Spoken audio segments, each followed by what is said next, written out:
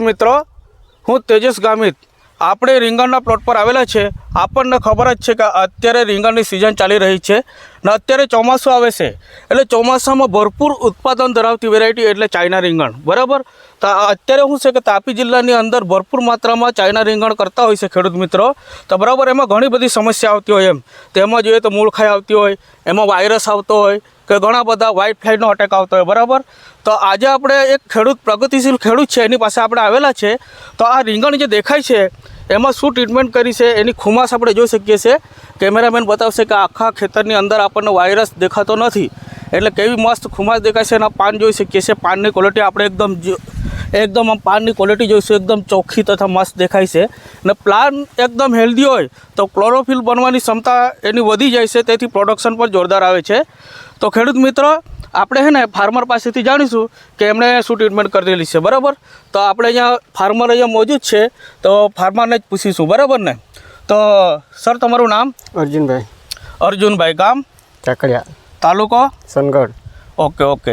તો જે આ જે રીંગણની વાડી દેખાય છે એમાં તમે શરૂઆતમાં કેવી રીતની ટ્રીટમેન્ટ કરી છે, શું આપેલું છે જરાક જણાવશો? આપણે ફાર્મર પાસેથી જાણીશું જે આ જે રીંગણી છે એની અંદર જ્યારે એમ શરૂઆત પહેલાં એમ ગ્રોથ જરા અટકેલો હતો બરાબર ને, એમના પછી આ સોઇલ કેર નાખ્યું, સોઇલ કેર નાખવા પછી તમને શું રિઝલ્ટ મળ્યું એમનું? અને રિઝલ્ટ સારું મળ્યું એટલે રીંગણનો વિકાસ થયો ને તો ફૂટ બી આવી, ગ્રીનરી પકડી, બધું જ। તો સાંભળ્યું ખેડૂત મિત્રો, આ એક પાવડર છે ફર્સ્ટ સ્ટેપનો બરાબર।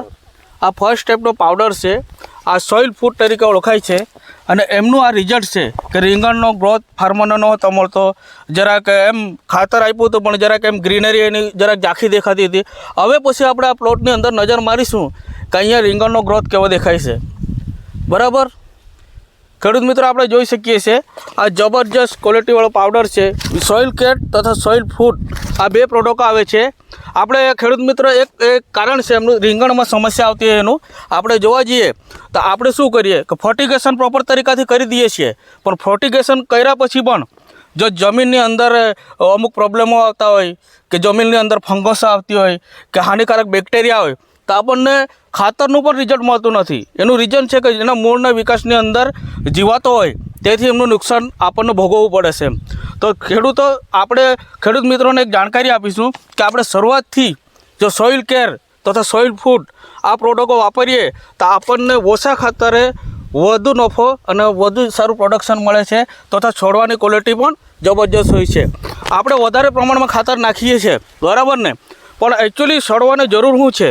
છોડવાને આપણે જોઈએ કે વધારે પડતી શરૂઆતમાં એમાં મૂળ ખાઈની સમસ્યા હોય કે ફળમાખીની સમસ્યા હોય બરાબર ને, તો જમીનજન્ય જે રોગો આવતા હોય એના માટે સોઇલ કેર સોઇલ ફૂડ આ પ્રોડક્ટ વાપરવાથી આપણે ખેડૂત પાસેથી જાણ્યું માત્ર 10 કિલો ખાતર નાખેલું છે તો છતાં આપણને એમનું રિઝલ્ટ જોવા મળે છે બરાબર।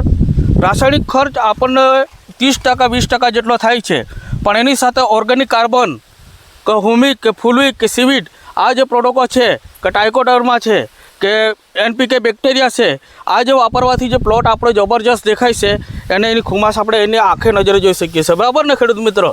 તો આપણે ફાર્મર પાસેથી જો આ પ્રોડક્ટ બીજા ખેડૂતોને વાપરવા જેવી ખરી ને? હા, એટલે એવું તો નથી ખાલી આમ 100% રિઝલ્ટ મળ્યું હોય તો કહેજો, એટલે ફાર્મર પાસે મેસેજ જવાનો છે આનું તમને 100% રિઝલ્ટ મળ્યું બરાબર। તો સાંભળ્યું ખેડૂત મિત્રો, પ્રોડક્ટ જોરદાર છે, સોઇલ કેર સોઇલ ફૂડ, ત્રીજી કોઈ પ્રોડક્ટ છે આપણી સોઇલર, એમ 3 પ્રોડક્ટ છે। ત્રણેય પ્રોડક્ટ કોમ્બી બેગ છે, ખાતરનો ખર્ચ ઘટે છે, જોરદાર ઉત્પાદન મળે છે તથા રોગો પર, ગ્રોથ પર, ફ્લાવરિંગ પર, ફ્રૂટિંગ પર બધી જગ્યાએ કામ કરે છે બરાબર ખેડૂત મિત્રો। તો આ પ્રોડક્ટ માટે તમે વધુ જાણકારી માટે 9904 881314 પર કોલ કરી શકો છો તથા આપણા સહભાગી છે જેણે આ ફાર્મરને સજેસ્ટ કર્યું છે એ આપણા રસિકભાઈ છે, એમનો નંબર જણાવી દેશો રસિકભાઈ? 51 060 18 7